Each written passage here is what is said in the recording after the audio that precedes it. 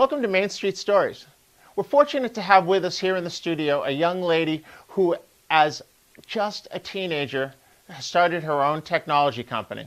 The company's name is Siinno Technology. Her name is Gouzia Sivarajah. And I pause because you need to let both of those sink in because they're both going to become household words. So, Gouzia, what made you decide to start a technology company? Before I got this company, Siinno Technology, I helped co-found a nonprofit called the Tamil Youth Penny Drive. And what we do... What was that again? The Tamil Youth Penny Drive. And so what we do is we collect pennies and coins, and at the end of each year, we take whatever we collected and donate it to any orphanages, either in third world countries or even in the America. And these funds will go towards getting education for these youths who don't have them, food, clothing, and other necessities such as those. So the first impetus was philanthropic. So yes. Trying to help other people. Mm-hmm. And then you started a technology company, so yeah. Siinno Technology LLC. Mm-hmm. How did you marry the two, or did you not? I mean, how did you kind of become a technology company? Well, it's more like my love for helping people. So I helped co-found TYPDA because it helped these youths. And the purpose of Siinno Technology is to use technology to create devices that help people live safer and better lives.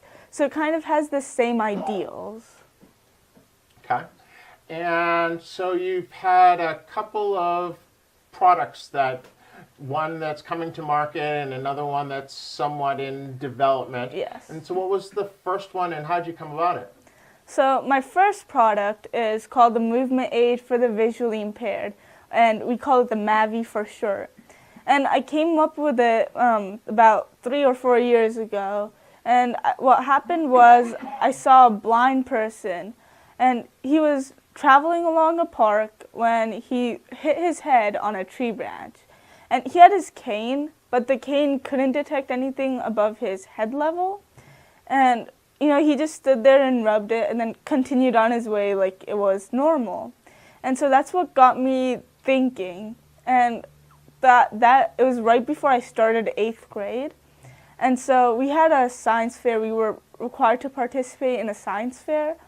And so that's when I decided that I was going to create a device that helps blind and visually impaired individuals travel faster and safer. And so I had a pretty long, good journey throughout the science fair. I won a lot of awards. So I got first place in our regionals. I became grand prize winner, got second place at state, and also got a special award from the Navy and Marine Corps, as well as the American military engineers at the San Antonio Post.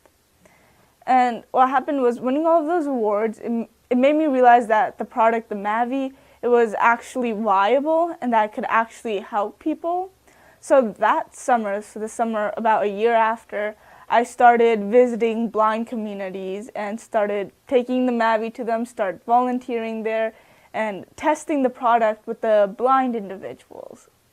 And the first blind community I went to was called the Dallas Lighthouse for the Blind. And the first time that I went there, I brought my little prototype with me, and I gave it to the blind individuals. They wanted to try it, and they were so excited. And what inspired me was there was this one man. He was about over 6 feet tall, and he put on the MAVI, and he started dancing around because he had a better understanding of what his environment was, and it really made me happy to watch their expressions and their reactions, and it's what's still inspiring me to keep working hard and to keep grinding at it. So you had a chance to take this product, real world test it with real people, found that they really liked it.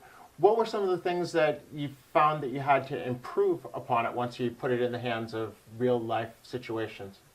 Well, of course. So when I brought it to the blind individuals, that was my third prototype. And I came across problems that I wouldn't have because I have sight. So one of the things I noticed was they had difficulty putting it on. So I had to change some of the designs so it would work and it would be easier for them to put on without their sight.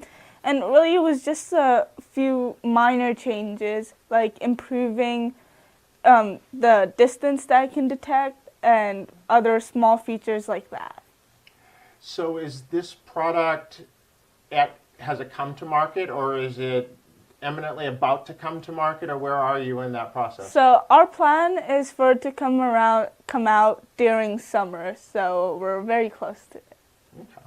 So getting people, the blind people, when they're outdoors and being more active and maybe in an environment they're not as accustomed to, where in their house they probably know how many steps it is to certain things, but outdoors things change. And is there any plan for marketing it? Is it something that they're going to be able to buy in a store? Is it something that you're going to use through a nonprofit to get funding to be able to just put it in their hands, or how is that going to work? So we're trying to go about this a couple different ways. So first, whenever we go to these blind communities, so we're touring several, and we'll show the product to them, get testing, and also get the word out to them so that they can buy it directly from our website. And we haven't gotten this done yet, but we hope to get a plan or a contract with major blind communities, as well as the Blind Lighthouses, the American Foundation for the Blind, and get a deal with them where they would help us sell our product through their own online stores. Okay. So is there, as you said, a price point for it? Now, how have you determined kind of product market fit? So of course, well, this is blind individuals we're talking about. So if it needs to be affordable for them to buy. So right now we're aiming for about $300 price point. You have another product. Yes. That is also very much designed to help the community, and this is probably the greater community more so than a specific individual. Yes. And can you tell us about it? So our next product, which we recently started developing, is called the First Response Detector, or the FRD. And what this device does is it's placed in the car of a civilian driver, and it has three main features. So the first one is that it detects emergency vehicles like ambulances and police cars, and it alerts the civilian to the emergency vehicle and tells them to move out of the way. And this will allow the emergency vehicle to get to their destination faster and potentially save a lot more lives. And then the second and third feature is that it detects fatigue driving, and it also prevents accidents caused by distracted driving due to cameras and sensors in the front and the back of the vehicle. Okay. Well, I can certainly appreciate the fatigue driving, because Yes. as I get older, it's hard to stay awake much past 8 o'clock. So even coming home from some of my kids' activities, I feel like I might be a little drowsy. But the feature that really has me excited is about getting letting people know that Yes. first responders coming behind them. Do you have any statistics on how long it generally takes a first responder to reach somebody once a 911 type of call has gone out? Well, actually in Frisco, we have a really good time. The police can get to the scene within 6 minutes. However, in the U.S., on average, it takes roughly 18 minutes for the police to get to the scene. And that's a lot of minutes, way too long. And even in Frisco, we're stretching it. One thing I've researched is from the National Cardiac Association is that it takes about 4 to 6 minutes for to save a cardiac patient who is suffering from. So needing the first responders or somebody needing to provide some sort of first aid within 4 to 6 minutes. 4 to 6 minutes, yes. Okay. So we already have some overlapping time even here in Frisco. And Frisco has one of the faster times. And in America, that's two-thirds of their time they're going overboard. And so if we can save these precious minutes, we can save a life, we can prevent a fire from getting bigger, from taking more lives, from burning down more buildings. And so it can make a really big difference, and every second counts. How much do you think, percentage-wise, you'll be able to cut down the amount of time? How much of it, do you have any statistics as to what that bottleneck generally is the first responders run into, which keeps them from getting there faster? Is it the distance they are from where they're having to respond to, or is it truly a traffic type issue? From my research, I can say that it's truly a traffic issue. And what happens is, especially nowadays with cars getting more improvement and blocking out outside noise, they don't always hear the first responder coming through.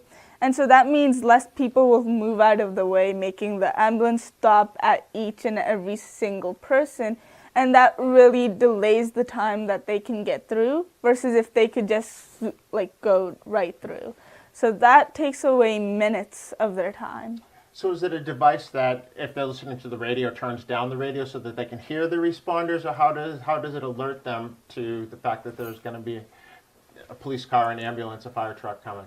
Well, so right now it's a device that you attach to your car, and we're hoping to integrate it with your vehicle so that, similar to a GPS. So when it tells you that there's an ambulance approaching, it will dim down any music or other sounds that you might be playing within your car, and it will increase the volume so that you can hear it. And then in the future, we are hoping to join it with other car companies and create a deal with them so that it comes as part of the car and is integrated within the car. And so this will also help with the noise. Well, it sounds like the sort of technology which would be super valuable for anyone, and for someone to not want to have it in their car. I can't even understand why someone would not want to have that in their car. So, you have ideas. Yes. Do you find that there are ideas that you wish kind of the clock would move a little faster so that you could move on and start working on additional things? And do you have lots of ideas that you're going to be working on in the future, or are you kind of just, I got these two and I got to work out some of the kinks? Well, I mean, I feel like anyone and everyone in my position would always want the clock to move a little faster, get this done, help more people, move on to the next project. But this process, it's a very valuable experience, and I wouldn't trade it away just to move on to something new, because I'm still young and I still have the time to work on other projects. So, yeah. But you are the CEO as opposed to being the chief operating officer or the chief finance officer. So you're the visionary. Yes. In the group. Yes. And so what is your vision for Siinno Technologies? Well, Siinno Technologies' mission statement is to use innovative and cutting-edge technology to create devices that improve the lives of people all over the world. And we aim to brighten the future by making the world a safer place. So it's really about helping people, and that's our main focus. Good. Well, I'm not sure if in the beginning we even said how 8th grade started this. Yeah. And so where are you now in school?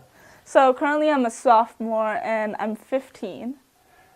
And you're a CEO with a product about to come to market, another one Yes. in development, won awards, and I'm sure this must be leading to other opportunities. Do you ever get called on to go and to speak to anyone or any groups of people like yourself to inspire other young people? Well, I've spoken a few times at Rotary clubs, and this Friday I'll be going to a conference to speak about the importance of protecting your ideas and patents.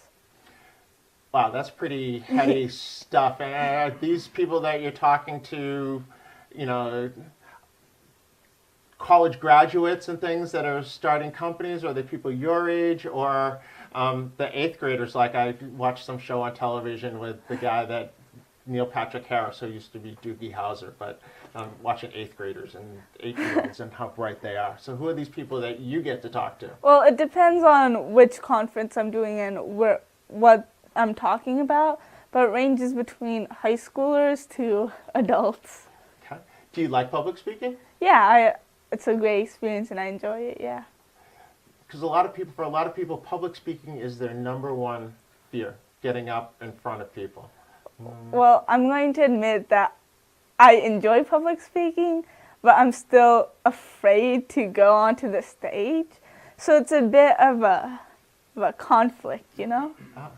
But you're getting lots of practice, so undoubtedly you're getting more comfortable. What could somebody who was watching this, what could they do to help move you further along in your journey? What kinds of help do you need? Because I've been an entrepreneur for 30 years, so I know we always need help somewhere. Where could Siinno Technologies use a helping hand? Well, one main thing that we will be wanting is networking. And I'd like to help getting in contact with blind communities and securing a deal with them. And also I would like help in contacting like police departments, fire departments, EMSs, and getting them to test our FRD product and getting their input as well. Okay. Is there a place where someone could reach you? Yes. So my email is Sivarajah, so Sivarajah @SIINNO.com. And so they can email me through there, or I have a Twitter, LinkedIn, and Facebook, and that's all on my website. So you pretty much have social media covered. Do you have an Instagram account? No, not yet. No, so Instagram isn't there yet. Mm-hmm. Okay. And anything else that somebody should know about you? Is it a for-profit or a non-profit? Well, our TYPDA, that was a non-profit, but our current business, Siinno Technology, is for-profit. Okay. And are you looking for investment or basically just networking at this point in time for people to give you some connections? Well, at this point in time, it's mainly networking, but in the future, we will be looking for investments. Okay. And just out of curiosity, the product, the first one, the Mavi, is that made in America, or is it being made somewhere else? Well, so currently we have a lot of prototypes, and those have all been made at our house. So my parents, they're really supportive, and we even have like a little mini lab in our house to do these kinds of projects. And we're also currently working with the TEACS department at A&M, and they're currently helping us fix the glitches. And so right now it is all in America. And then in the future, once we get our product out and we get stable, we're hoping to do the manufacturing job and everything and give them to blind communities so that they will be helping themselves and they will be doing the packaging and manufacturing. Well, you certainly thought it through to a degree to which my questions undoubtedly aren't going to throw you any curveballs at this point in time. So congratulations on being a young entrepreneur here in Frisco, Texas, a great success story. We wish you the best, and we hope to have you back on as the headlines keep coming up and as you come up with new products or when they actually go out on the market. We'd love to help you spread the word. Of course. So, before we end, actually, I want to give a few thanks and show my gratitude to a lot of people. All right, here come the shout-outs, people. She's going to give props to everybody. A lot of people have helped me. So, well, first, both of my parents, because they have given me so much support, and I wouldn't even be halfway where I am without them. And also both of my brothers, Keith and Krish, who've helped me with like the coding and have really taught me about entrepreneurship and inspired me. My mentor, Mr. Peter, and who's hopefully going to come and speak later on. And he's really helped me and supported me and guided me down my path. As well as all of my YA mentors, Young Entrepreneur Academy mentors, Mr. Allen, Mr. Kevin, Mr. Keith, Mr. Brett. And they've helped me so much while I was studying how to start a business with creating business plans and everything. And finally, my school teachers, Miss Burks, Mr. Pirtle. They've helped me with my presentational skills, helped me with my other clubs and competitions, and not just with my business, and also with my classes. And last but not least, Mr. Tony, and the Frisco Chamber of Commerce, because I recently got a membership with them last year, and they've given me a lot of support and help. And folks, she named a lot of people, and I suspect she has it down to where she hasn't forgotten too many, except she probably forgot some of the ones that she can't remember, because it is often that kindergarten teacher, first grade teacher that starts someone loving learning. She named her parents, and that certainly starts there. But everyone who has touched her life all along the way has helped lead her to this place. And thank you for acknowledging all that you did, and being the kind of person that someone would want to help. So congratulations and good luck. Thank you. Thank you.